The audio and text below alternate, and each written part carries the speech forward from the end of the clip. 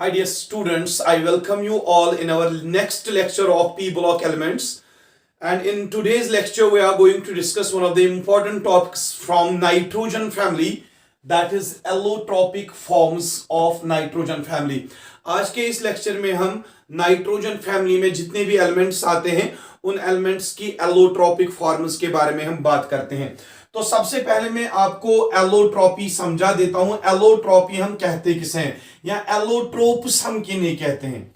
Allotropes होते हैं, अगर आपसे पूछा जाए कि हम एलोट्रोप्स किन्हें कहें तो मैं यहां पे कहूंगा आपको allotropes are the physical forms of the element or the physical forms of the element in which an element exists in the nature। एक एलिमेंट नेचर में कौन कौन से फिजिकल फॉर्म्स में एग्जिस्ट होता है, उन सारे फिजिकल फॉर्म्स को हम एलोट्रोप्स कहते हैं। मैं फिर से समझाता हूं एक बार। Allotropes are the physical forms of the element in which the element exists in the nature। वो सारी physical forms जिन physical forms में एक element nature में exist करता हो, उन सारी physical forms को हम allotropes नाम देते हैं। और एक बात मैं यहां पे बता देता हूं, allotropes जो होते हैं बेटा, allotropes have same physical properties। They usually have same physical properties, but they differ mainly in their chemical properties। Those physical forms of the element which have same physical properties but they differ in their chemical properties, or those physical forms of the element, they are called as allotropes। तो हमें allotropes की अगर बात करनी हो, जैसे nitrogen के allotropes हमें देखने हैं, फास्फोरस के एलोट्रोप्स देखने हैं। एलोट्रोप्स बेसिकली होते क्या है, वो सारे फिजिकल फॉर्म्स जिन फिजिकल फॉर्म्स में एक एलिमेंट नेचर में एग्जिस्ट करता है। एक एलिमेंट की जितने भी फिजिकल फॉर्म्स है उनकी यूजुअली जो फिजिकल प्रॉपर्टीज है वो सेम होती है, लेकिन वो मेनली डिफर करते हैं इन देयर केमिकल प्रॉपर्टीज। तो अगर हम बात करें नाइट्रोजन फैमिली की, नाइट्रोजन फैमिली में कौन कौन सा एलिमेंट डिफरेंट एलोट्रोपिक फॉर्म्स में एग्जिस्ट होता है वो हम देख लेते हैं। आपको बेटा पता है नाइट्रोजन फैमिली में एक तो नाइट्रोजन आता है, फास्फोरस आता है, आपका आर्सेनिक आता है, एंटिमनी आता है और बिस्मथ भी आता है। इन एलिमेंट्स में कौन कौन सा एलिमेंट एलोट्रोपी शो करता है और कौन कौन सा एलिमेंट एलोट्रोपी शो नहीं करता, वो मैं आपको बता देता हूं। एक्चुअली जो नाइट्रोजन है, the first element of nitrogen family, कुछ बुक्स ऐसा भी लिखती है कि नाइट्रोजन जो है ये एलोट्रोपी शो नहीं करता, लेकिन कुछ बुक्स ऐसा भी लिखती है कि नाइट्रोजन जो है ये दो एलोट्रोपिक फॉर्म्स में एग्जिस्ट होता है। एक एलोट्रोपिक फॉर्म जो नाइट्रोजन की है that is called alpha nitrogen, and दूसरी एलोट्रोपिक फॉर्म जो नाइट्रोजन की है that is called as beta nitrogen. That means nitrogen has two allotropic forms, one is alpha nitrogen and second one is beta nitrogen। और phosphorus जो है, phosphorus also exists in three allotropic forms। Phosphorus एक तो इसकी allotropic form है that is called as white phosphorus, और जो उसकी दूसरी एलोट्रोपिक फॉर्म है that is called as red phosphorus. बेटा फास्फोरस के बारे में आप याद रखिएगा ये चीज, क्योंकि ये आपके सिलेबस में भी है, एलोट्रोपिक फॉर्म्स ऑफ फास्फोरस, ये हम अच्छे से पढ़ाएंगे इसके बाद। और एक एलोट्रोपिक फॉर्म, फिजिकल फॉर्म जो फास्फोरस की है that is called as black phosphorus. That means phosphorus exists in nature in three physical forms: white phosphorus, red phosphorus and black phosphorus। और अगर हम आर्सेनिक की बात करते हैं, arsenic also exists in three allotropic forms। One is called as gray arsenic, and next one is yellow arsenic, and another one is called as black arsenic।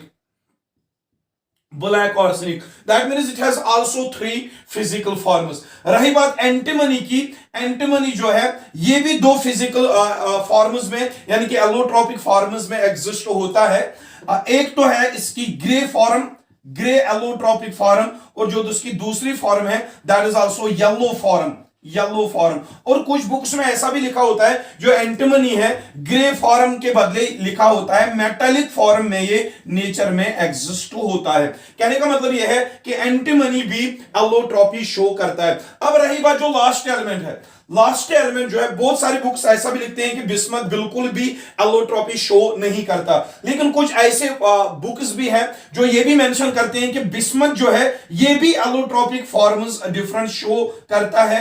एक इसकी allotropic form है that is called as metallic form, metallic form और metallic bismuth, और दूसरा जो इसका form है that is also yellow form, yellow form, और इसकी और एक फॉर्म है that is usually called as grey form, grey form. इसकी भी 3 फॉर्म्स है। लेकिन मैं आपको एक चीज बताता चलूं, बहुत सारी बुक्स ये भी लिखती है कि बिस्मथ जो है ये बिल्कुल भी एलोट्रोपी शो नहीं करता। लेकिन अगर आपको याद करना है, वैसे तो किसी काम आना ही नहीं है, या आपके सिलेबस में भी नहीं है, तो एलोट्रोपिक फॉर्म्स ऑफ नाइट्रोजन में आपने देखा, अगर देखा जाए सारे एलिमेंट्स डिफरेंट एलोट्रोपिक फॉर्म्स में एग्जिस्ट होते हैं। तो सबसे पहले हमने बात किसकी की? नाइट्रोजन की। नाइट्रोजन की 2 फॉर्म्स है allotropic forms, one is called as alpha nitrogen. Alpha nitrogen का जो स्ट्रक्चर है that is cubic structure, it has cubic structure. Alpha nitrogen it has cubic structure, जो अपने सॉलिड स्टेट में पड़ा है, cubic unit cells, cubic crystals के बारे में। क्यूबिक अगर नाइट्रोजन का एलोट्रोपिक फॉर्म क्यूबिक क्रिस्टल में एग्जिस्ट होता है तो उसी क्यूबिक फॉर्म ऑफ नाइट्रोजन को हम कहते हैं अल्फा नाइट्रोजन। व्हाइल एज जो बीटा फॉर्म है नाइट्रोजन की, it has hexagonal structure, hexagonal crystal structure, hexagonal structure, वो भी आपने सॉलिड स्टेट में पड़ा हुआ है। सो नाइट्रोजन के जो 2 एलोट्रोपिक फॉर्म्स है alpha and beta, they mainly differ in their structure, one is in cubic structure and another one is in hexagonal form. और फास्फोरस जो है इसकी 3 फॉर्म्स है, white, red and black. And arsenic भी 3 forms में exist होता है, grey, yellow and black. Antimony 2 forms में एग्जिस्ट होता है, ग्रे एंड येलो, और वी कैन से मेटालिक और yellow. While as bismuth, some majority of the books is writing bismuth does not show allotropy at all. It does not exist in different physical forms. While as some of the authors are of the opinion that this bismuth also exists in these physical forms, that is metallic or gray, that is same thing, and one more is yellow form.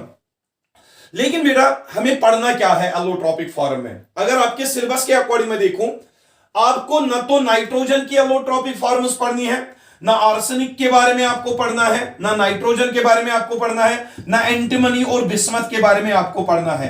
आपके syllabus में दिया गया है allotropic forms of phosphorus. Phosphorus 3 allotropic forms में exist होता है, एक तो व्हाइट, रेड और ब्लैक। तीनों फास्फोरस के तीनों फॉर्म जो है इनकी हम प्रिपरेशन पढ़ेंगे, इनके हम स्ट्रक्चर्स पढ़ेंगे और इनकी हम प्रॉपर्टीज पढ़ेंगे। ये आपके सिलेबस में दिया गया है। सो अब जो हमारा क्वेश्चन रहेगा that will be primarily linked with phosphorus. Phosphorus के एलोट्रोपिक फॉर्म्स व्हाइट, रेड और ब्लैक, इसके बारे में हम बात करते हैं, क्योंकि नाइट्रोजन जो है, नाइट्रोजन की एलोट्रोपिक फॉर्म्स आपको पढ़नी ही नहीं है क्योंकि वो आपके सिलेबस में नहीं है। लेकिन फिर भी मैंने बताया इसके 2 फिजिकल फॉर्म्स होते हैं, और आर्सेनिक, एंटीमनी और बिस्मथ इसके फिजिकल फॉर्म्स या एलोट्रोपिक फॉर्म्स भी आपको नहीं पढ़नी है।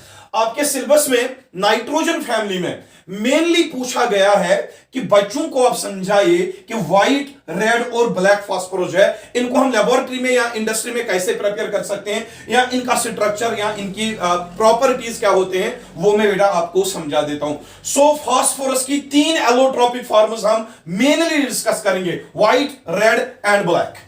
तो इसको मैं हटा देता हूं।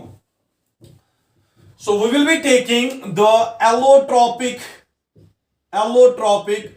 forms of phosphorus। बेटा हम फास्फोरस के एलोट्रोपिक फॉर्म्स को डिस्कस करेंगे। मैंने पहले ही बोला फास्फोरस जो है 3 एलोट्रोपिक फॉर्म्स में एग्जिस्ट होता है, एक तो व्हाइट है, दूसरा रेड है और तीसरा जो है जो ब्लैक फास्फोरस है। तो हम सबसे पहले फास्फोरस में से व्हाइट फास्फोरस को डिस्कस करते हैं। What basically white phosphorus is, इसको हम कैसे इंडस्ट्री में प्रिपेयर करते हैं, इसका स्ट्रक्चर क्या है या इसका कंपोजिशन क्या है या इसके प्रॉपर्टीज क्या है, वो मैं डिस्कस करता हूं। सबसे पहले बेटा हम डिस्कस करेंगे व्हाइट फास्फोरस को। व्हाइट फास्फोरस जो है इट इज प्रिपेयर्ड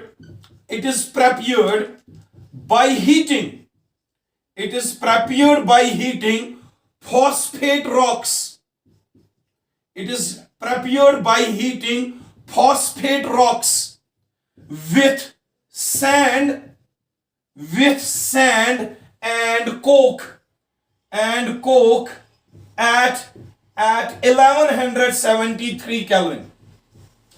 जब हम फॉस्फेट रॉक्स को जब हम हीट करते हैं with sand and coke at 1173 kelvin, आपको बेटा मिल जाता है व्हाइट फास्फोरस। जो स्टार्टिंग मटेरियल है व्हाइट फास्फोरस को लेबोरेटरी में बनाने के लिए, अगर आपको लेबोरेटरी में या इंडस्ट्री में व्हाइट फास्फोरस को बनाना हो तो किससे बनाते हैं? फॉस्फेट रॉक्स से बनाते हैं। उन्हीं फॉस्फेट रॉक्स को हम हीट करते हैं with sand, coke at this high temperature. इन तीनों चीजों को हम मिक्स करके हीट करते हैं और आपको व्हाइट फास्फोरस मिल जाता है। तो आपने यहां पे लिखा है जो व्हाइट फास्फोरस है that is obtained by heating phosphate rocks with sand, Coke at 1173 Kelvin. So I will take the reaction.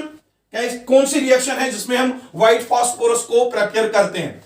तो देख लीजिए बेटा, I will take this compound Ca3PO4 whole 2. This compound I will take this 2 times. This is calcium phosphate. यह मैंने एक compound लिया है calcium phosphate वाला कंपाउंड। कैल्शियम फॉस्फेट को मैं ऐड करता हूं SiO2 6 times, that is called sand. देखिए बेटा, मैंने यहां पे कैल्शियम फॉस्फेट ले लिया, कैल्शियम फॉस्फेट या फॉस्फेट रॉक मैंने ले ली, उसको मैंने सैंड ऐड कर दिया। इन दोनों को मैं मिक्स करता हूं आपस में। मिक्स करने के बाद जब मैं इसको हीट करता हूं एट 1173 केल्विन, हीट करने के बाद क्या होता है, आपका कैल्शियम फॉस्फेट इस सैंड के साथ मिक्स होके एट दिस टेम्परेचर ये आपस में रिएक्ट करते हैं। They form 6 times CaSiO3 calcium silicate. Calcium silicate is formed. Calcium silicate, which is also called as slag. बेटा हमने कैल्शियम फॉस्फेट को सैंड के साथ मिक्स किया। सैंड के साथ मिक्स करने के बाद आपने इन दोनों को हीट किया। हीट करने के बाद आपको यहां पे कैल्शियम सिलिकेट मिलता है जिसको हम स्लैग भी कहते हैं। और साथ में यहां पे और एक चीज आपको मिलता है, और एक चीज that is called as P4O10. This P4O10, this is called as phosphorus pentoxide.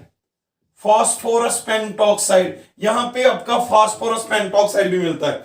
आप देख लीजिए, कैल्शियम फॉस्फेट और सैंड को आपने मिक्स किया एट दिस हाई टेम्परेचर। आपको दो चीजें मिल रही है, एक तो आपको कैल्शियम सिलिकेट मिल रहा है और साथ में आपको फास्फोरस पेंटॉक्साइड भी मिल रहा है।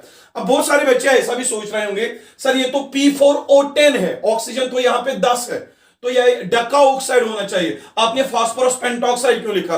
बेटा यहां पे जो फास्फोरस है 4 टाइम्स है, ऑक्सीजन जो है 10 टाइम्स है। जो इनका रेशो आएगा 2 2 4, 2 5 2:5, जो रेशो आएगा 2:5 रेशो आएगा इनका। That's why I have written the name phosphorus pentoxide.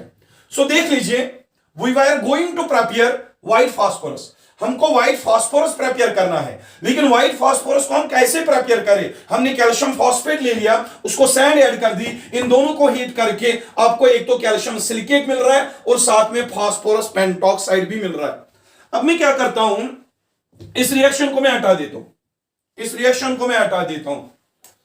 आपको ये जो कंपाउंड मिला है यहां पे, ये वाला कंपाउंड P4O10, इसको मैं यहां पे लिख लेता हूं P4O10 फास्फोरस पेंटॉक्साइड। ये जो फास्फोरस पेंटॉक्साइड वाला कंपाउंड है, इसको मैं ऐड कर देता हूं 10 टाइम्स कोक यानी कि कार्बन का एलोट्रोपिक फॉर्म। कोक में इसको ऐड कर देता हूं, not allotropic form, I will simply add coke to it. जो फास्फोरस पेंटॉक्साइड हमें फर्स्ट स्टेप में मिला, फर्स्ट स्टेप में जो फास्फोरस पेंटॉक्साइड मिला उसको हम कोक ऐड कर देते हैं। इन दोनों को फिर से हम हीट करते हैं एट 1173 केल्विन। देख लीजिए बेटा, जो आपको फर्स्ट स्टेप में जो मैंने अभी रिएक्शन लिखी थी, उस रिएक्शन में आपको एक प्रोडक्ट मिला फास्फोरस पेंटॉक्साइड P4O10, उसको हमने कोक ऐड कर दिया और इन दोनों को हम फिर से हीट कर रहे हैं। हीट देने की वजह से क्या होगा, 10 टाइम्स कार्बन और 10 टाइम्स ऑक्सीजन ये आपस में कंबाइन करेंगे, बनाएंगे 10 टाइम्स कार्बन मोनोऑक्साइड, जो कि गैस है, that will leave to atmosphere. और पीछे क्या बचेगा, P4, और यहां P4 रहा है, this P4 is called as white phosphorus. आपको यहां पे बेटा व्हाइट फास्फोरस मिल रहा है। आप देख लीजिए फिर से, आपने P4O10 लिया, उसको 10 टाइम्स कोक ऐड कर दिया आपने, और दोनों को आपस में मिला के आपने हीट कर दिया। हीट देने की वजह से ये कार्बन और ऑक्सीजन आपस में कंबाइन होते हैं और they form carbon monoxide gas that leaves to atmosphere, leaving behind P4, and that P4 is called as white phosphorus, which is 100% pure phosphorus, and that is called as white phosphorus. So बेटा आपने white phosphorus को बना दिया। कैसे बनाया white phosphorus को, आपने white phosphorus बनाया जब हमने कैल्शियम फॉस्फेट को सैंड ऐड कर दी, दोनों को हीट कर दिया, एक तो वहां पे कैल्शियम सिलिकेट मिला और साथ में आपको फास्फोरस पेंटॉक्साइड मिला। और फास्फोरस पेंटॉक्साइड को आपने फिर से हीट कर दिया विद कोक, और कोक के साथ हीट करने के बाद इसकी जो रिडक्शन हो जाती है, सो रिडक्शन, क्योंकि यहां पे ऑक्सीजन बाहर निकल रहा है, removal of oxygen, that is called reduction. ये रिड्यूस हो रहा है, फास्फोरस पेंटॉक्साइड रिड्यूस होके आपका व्हाइट फास्फोरस बना रहा है। सो व्हाइट फास्फोरस की जो फॉर्मूला होती है दैट इज P4। अब हम बात करते हैं व्हाइट फास्फोरस जो है, हमने व्हाइट फास्फोरस बना दिया है यहां पे। इस व्हाइट फास्फोरस का जो स्ट्रक्चर है, P4 मॉलिक्यूल का जो स्ट्रक्चर है, it is tetrahedral. This P4 molecule white phosphorus has tetrahedral structure. देख लीजिए कैसे, यहां पे कितने फास्फोरस एटम है, 4, तो यहां पे 4 ले लो, 1 2 3 4। यू नो दैट फास्फोरस जो है, फास्फोरस का एटॉमिक नंबर क्या है, 15। तो पहली शेल में कितने इलेक्ट्रॉन्स आएंगे, 2, दूसरी शेल में आएंगे 8, और तीसरी शेल में आएंगे 5 इलेक्ट्रॉन्स। 8 + 2 = 10 + 5 that is 15। 15 इलेक्ट्रॉन्स है फास्फोरस के पास, लेकिन वैलेंस इलेक्ट्रॉन्स कितने हैं, 5। तो इसके 5 वैलेंस इलेक्ट्रॉन रख दो आप, एक यहां गए 5 वैलेंस इलेक्ट्रॉन, इसके भी होंगे 5 वैलेंस इलेक्ट्रॉन, 5 वैलेंस इलेक्ट्रॉन्स, और इसके पास भी होंगे 5 वैलेंस इलेक्ट्रॉन्स, और इसके पास भी होंगे 5 वैलेंस इलेक्ट्रॉन्स। आप देख लीजिए, ये 4 फास्फोरस एटम्स जब क्लोज आएंगे, व्हाइट फास्फोरस बनाना है इनको, तो आपस में म्यूचुअल शेयरिंग करेंगे। ये और ये म्यूचुअल शेयरिंग करेगा, ये और ये म्यूचुअल शेयरिंग करेगा, ये और ये म्यूचुअल शेयरिंग करेगा, और ये म्यूचुअल शेयरिंग करेगा, और ये दोनों आपस में म्यूचुअल शेयरिंग करेंगे, और ये दोनों आपस में म्यूचुअल शेयरिंग करेंगे। Each phosphorus atom in case of P4 molecule that is linked with 3 other phosphorus atoms bye 3 covalent bonds. Phosphorus का जो वैलेंस इलेक्ट्रॉन्स का नंबर है 5 है, it lacks 3 electrons for completing its octet. That is why it shares 3 of its electrons with neighboring phosphorus atoms and results in the formation of this P4 structure, which is called as white phosphorus. तो white phosphorus में phosphorus का जो structure है, ये जो structure यहां पे बन रहा है, this is called as tetrahedral structure of white phosphorus. और यहां पे हर किसी फास्फोरस ने 3-3 बॉन्ड्स बनाई है, और साथ ही में हर किसी फास्फोरस के पास एक लोन पेयर ऑफ इलेक्ट्रॉन है। So this is the structure of white phosphorus. So structure discuss करने के बाद, व्हाइट फास्फोरस का स्ट्रक्चर डिस्कस करने के बाद, हम कुछ प्रॉपर्टीज के बारे में बात करते हैं। Properties of white phosphorus, some of the properties of white phosphorus.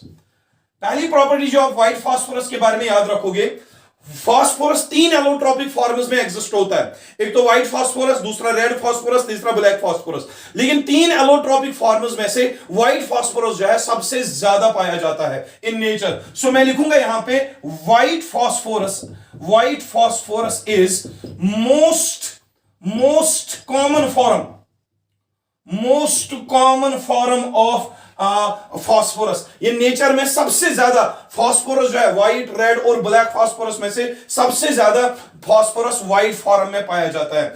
और दूसरी प्रॉपर्टी जो मैं लिखूंगा, this white phosphorus P4 molecule, it is highly reactive form of phosphorus, and also highly poisonous. It is also highly poisonous form of phosphorus. दो चीजें मैंने बताई, एक तो मैंने बताया ये फास्फोरस की 3 एलोट्रोपिक फॉर्म्स हैं, व्हाइट, रेड एंड ब्लैक। उन तीनों फॉर्म्स में से सबसे ज्यादा फास्फोरस व्हाइट फॉर्म में पाया जाता है। और व्हाइट फास्फोरस जो है ये हाईली रिएक्टिव फॉर्म है फास्फोरस की, और ये हाईली पॉइजनस फॉर्म भी है फास्फोरस की। और एक चीज मैं यहां पे बताता चलूं, ये जो व्हाइट फास्फोरस है इसकी स्मेल जो होती है, it smells like that of ginger, it smells like that of ginger, जो अदरक होती है, तो अदरक की तरह ये स्मेल करता है, इसका जो ऑर्डर होता है that is like that of A ginger की तरह ये स्मेल करता है। और एक चीज मैं यहां पे आपको बता देता हूं, ये जो व्हाइट फास्फोरस है, white phosphorus, it has the ability to show the phenomenon of phosphorescence, ये फॉस्फोरेसेंस शो करता है। ये जो व्हाइट फास्फोरस है ये फॉस्फोरेसेंस शो करता है। When you expose white phosphorus towards light की तरफ अगर आप व्हाइट फास्फोरस को एक्सपोज करोगे, उस लाइट की वजह से इस व्हाइट फास्फोरस के इलेक्ट्रॉन्स में एक्साइटेशन हो जाती है, और वो excited electrons when they jump back to ground state वो भी इमिट करते हैं फिर रेडिएशंस। यानी कि व्हाइट फास्फोरस जो है it is able to give off some radiations, we say that when it is exposed towards light it is able to emit the radiations, that means it shows the phenomenon of phosphorescence. तो ये हमने white phosphorus के बारे में बात की। सबसे पहली बात जो हमने व्हाइट फास्फोरस के बारे में की, इसको हम फॉस्फेट रॉक से बनाते हैं by mixing it with sand and Coke. और फिर व्हाइट फास्फोरस का हमने स्ट्रक्चर देखा, it is tetrahedral in structure. साथ में हमने बताया white phosphorus it is most common form of phosphorus, highly reactive form of phosphorus, and highly poisonous form of phosphorus is white phosphorus. It smells like that of ginger, and it also shows the phenomenon of phosphorescence. That means when white phosphorus is exposed towards light, it is able to give off radiations of its own. That means it is able to glow when it is exposed to light. That means it shows the phenomenon of phosphorescence. So इसके बाद white phosphorus को discuss करने के बाद बेटा हम red phosphorus के बारे में बात करेंगे. We will talk about red phosphorus. Red phosphorus के बारे में बात करते हैं, जो कि सेकंड एलोट्रोपिक फॉर्म है फास्फोरस की. सेकंड एलोट्रोपिक फॉर्म जो है फास्फोरस की, रेड फास्फोरस जो है बेटा, ये जो P4 मॉलिक्यूल है ये आपका व्हाइट फास्फोरस है. व्हाइट फास्फोरस, और व्हाइट फास्फोरस से ही बनता है हमारा रेड फास्फोरस. कैसे मैं बता देता हूं.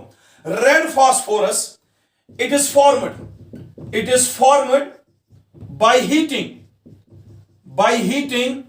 White phosphorus at 573 Kelvin in presence of carbon dioxide gas. बेटा समझ लो, ये जो रेड फास्फोरस है, रेड फास्फोरस को आप बना सकते हो किससे? व्हाइट फास्फोरस से. लेकिन व्हाइट फास्फोरस को हमें हीट करना पड़ेगा at 573 kelvin and in presence of carbon dioxide. इसी व्हाइट फास्फोरस को हम हीट करेंगे at this temperature in presence of carbon dioxide, और ये जो व्हाइट फास्फोरस है it will be converted into red phosphorus. तो ये आपको समझना है. I will give you the structure of red phosphorus now. See, मैं इसको हटा देता हूं बेटा. तो आपको समझना है जो रेड फास्फोरस है, दूसरी एलोट्रोपिक फॉर्म फास्फोरस की, इसको हम बनाते हैं किससे? व्हाइट फास्फोरस से. तो देख लीजिए कैसे बनाते हैं. I will take one more molecule of white phosphorus, P4 molecule, one more molecule of white phosphorus. देख लीजिए, और एक मॉलिक्यूल में यहां पे लेता हूं व्हाइट फास्फोरस का, that is phosphorus and phosphorus, like this.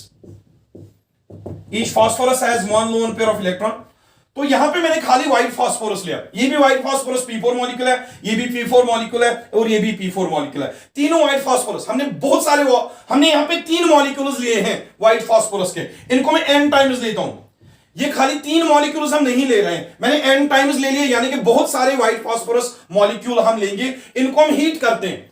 जब हम इनको हीट करते हैं एट 573 केल्विन टेम्परेचर, तो क्या हो जाता है? बीच वाली बॉन्ड जो है ब्रेक हो जाती है, ये वाली बॉन्ड ब्रेक हो जाती है.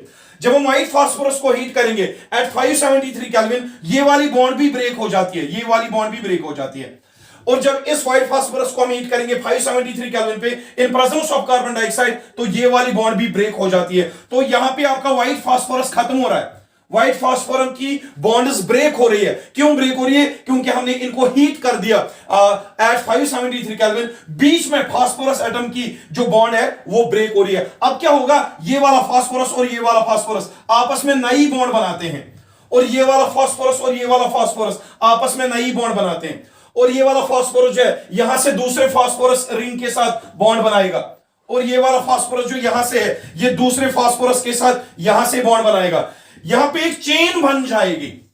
P4 मॉलिक्यूल दूसरे P4 मॉलिक्यूल के साथ लिंक हो रहा है, ये P4 मॉलिक्यूल दूसरे P4 मॉलिक्यूल के साथ लिंक हो रहा है। ऐसे ही एक चेन बनेगी P4 मॉलिक्यूल्स की। तो यहां पे एक P4 मॉलिक्यूल, यहां पे दूसरा P4 मॉलिक्यूल, फिर और एक P4 मॉलिक्यूल। यहां पे मैं n टाइम्स लिख लेता हूं, यानी कि n टाइम्स P4 मॉलिक्यूल्स आपस में लिंक होंगे। ये जो यहां पे चेन स्ट्रक्चर बन रहा है P4 मॉलिक्यूल्स का, इस स्ट्रक्चर का हम नाम रखते हैं रेड फास्फोरस। सो ये जो रेड फास्फोरस यहां पे बना, कैसे बना? जब अपने व्हाइट फास्फोरस के यूनिट्स को, मोनोमर्स को हीट किया और उनकी बॉन्ड्स ब्रेक हो गई, वो रिंग्स आपस में लिंक हो गए, और उन रिंग्स ने आपस में लिंक होके एक चेन बना दी P4 मॉलिक्यूल्स की। उसी चेन को हम कहते हैं बेटा रेड फास्फोरस।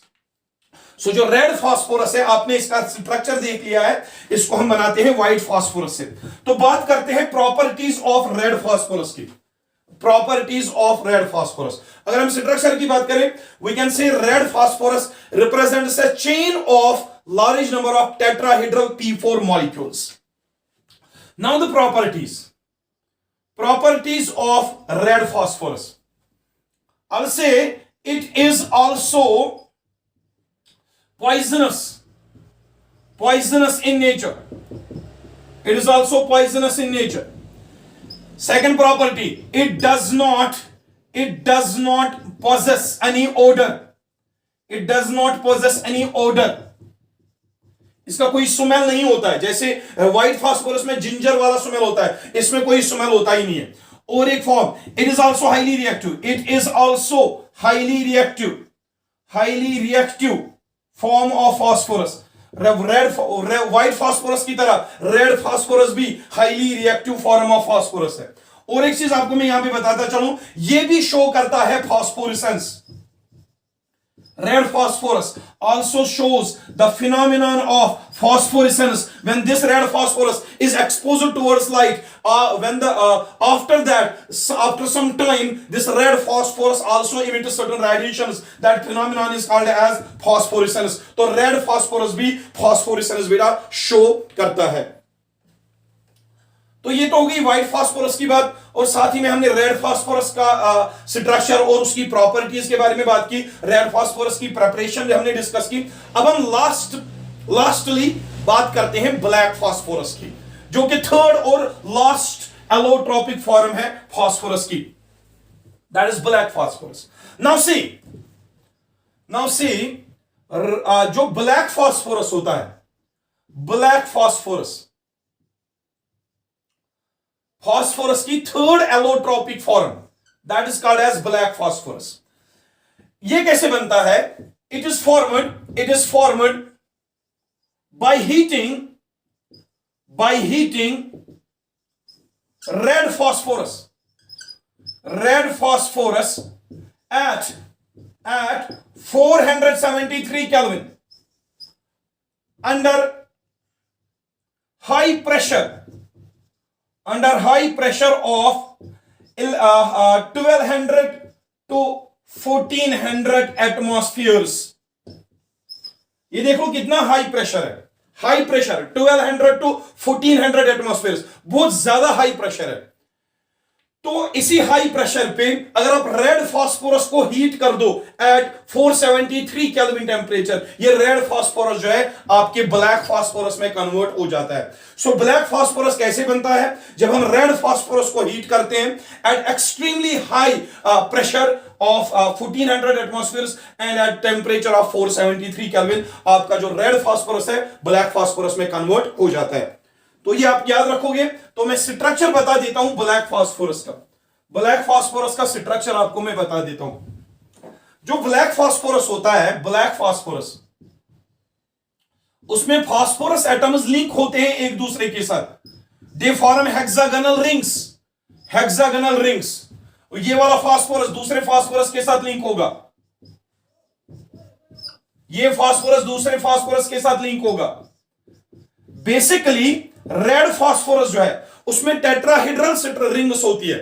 तो जब आप रेड फास्फोरस को हीट करते हो अंडर हाई प्रेशर, वहां पे सारी बॉन्ड्स ब्रेक हो जाती है, सारे फास्फोरस एटम्स फ्री हो जाते हैं, फिर वो मिलके आपस में मिलके हेक्सागोनल रिंग्स बनाते हैं, और उन हेक्सागोनल रिंग्स में हर कोई फास्फोरस एटम तीन तीन बॉन्ड्स बनाता है नेबरिंग फास्फोरस एटम्स के साथ। ऐसे करके देख लो बेटा, ये फास्फोरस यहां से दूसरी बॉन्ड बनाएगा, यहां से बनाएगा, ये यहां से बनाएगा।